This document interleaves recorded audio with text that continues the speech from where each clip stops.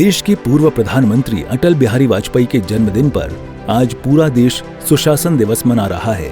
इसे लेकर हरियाणा के डिप्टी स्पीकर कृष्णलाल मिड्ढा रोहतक पहुंचे, जहां उन्होंने स्थानीय लोगों के साथ सुशासन दिवस को मनाया, जिसके बाद उन्होंने मीडिया से भी बात की और अटल जी को याद किया। याद होगा आपको वो किस्सा जब हमारे देश के प्रधानमंत्री माननीय अटल बिहारी वाजपेयी थे और उसमें पाकिस्तान ने कहा था कि हिंदुस्तान के ऊपर हम मिसाइल फेंकने का काम करेंगे।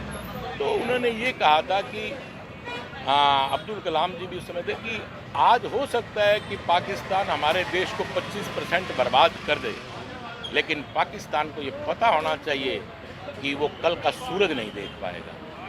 ये हमारे देश की बुलंदी थी। इस दौरान कृष्णलाल मिड्ढा ने कांग्रेस पर भी हमला बोला और केंद्रीय गृह मंत्री अमित शाह के बयान को तोड़ मरोड़ कर बेवजह तूल देने का आरोप लगाया।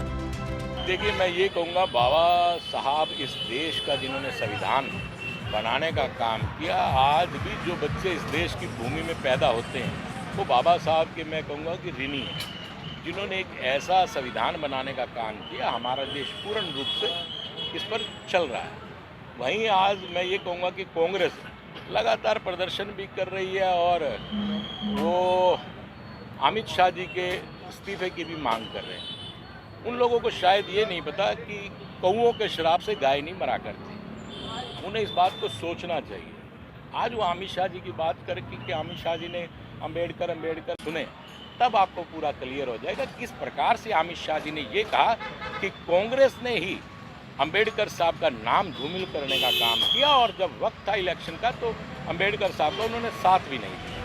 आपको बता दें कि इस दौरान कृष्णलाल मिड्ढा ने शीतकालीन सत्र को लेकर भी अपनी प्रतिक्रिया दी है और कहा है कि हरियाणा सरकार के बजट के बाद संभव है कि शीतकालीन सत्र की शुरुआत हो। अब देखना यह है कि सरकार बजट में जनता को क्या सौगात देती है। सूर्य समाचार के लिए रोहतक से दीपक भारद्वाज की रिपोर्ट। देश के पूर्व प्रधानमंत्री अटल बिहारी वाजपेयी के जन्मदिन पर आज पूरा देश सुशासन दिवस मना रहा है। इसे लेकर हरियाणा के डिप्टी स्पीकर कृष्णलाल मिड्ढा रोहतक पहुंचे, जहां उन्होंने स्थानीय लोगों के साथ सुशासन दिवस को मनाया, जिसके बाद उन्होंने मीडिया से भी बात की और अटल जी को याद किया। याद होगा आपको वो किस्सा जब हमारे देश के प्रधानमंत्री माननीय अटल बिहारी वाजपेयी थे और उसमें पाकिस्तान ने कहा था कि हिंदुस्तान के ऊपर हम मिसाइल फेंकने का काम करेंगे।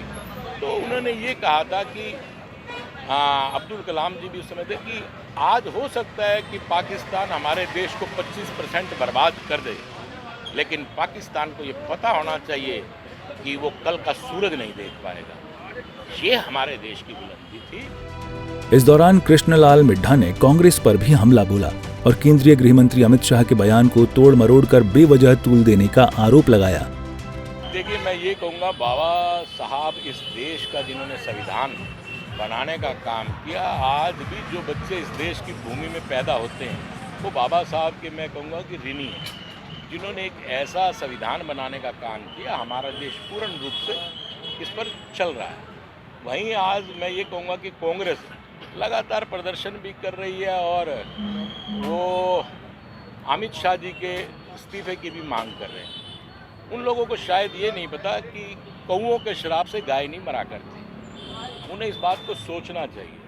आज वो अमित शाह जी की बात करके कि अमित शाह जी ने अम्बेडकर सुने, तब आपको पूरा क्लियर हो जाएगा किस प्रकार से अमित शाह जी ने ये कहा कि कांग्रेस ने ही अम्बेडकर साहब का नाम धूमिल करने का काम किया और जब वक्त था इलेक्शन का तो अम्बेडकर साहब का उन्होंने साथ भी नहीं दिया। आपको बता दें कि इस दौरान कृष्णलाल मिड्ढा ने शीतकालीन सत्र को लेकर भी अपनी प्रतिक्रिया दी है और कहा है कि हरियाणा सरकार के बजट के बाद संभव है कि शीतकालीन सत्र की शुरुआत हो। अब देखना यह है कि सरकार बजट में जनता को क्या सौगात देती है। सूर्य समाचार के लिए रोहतक से दीपक भारद्वाज की रिपोर्ट।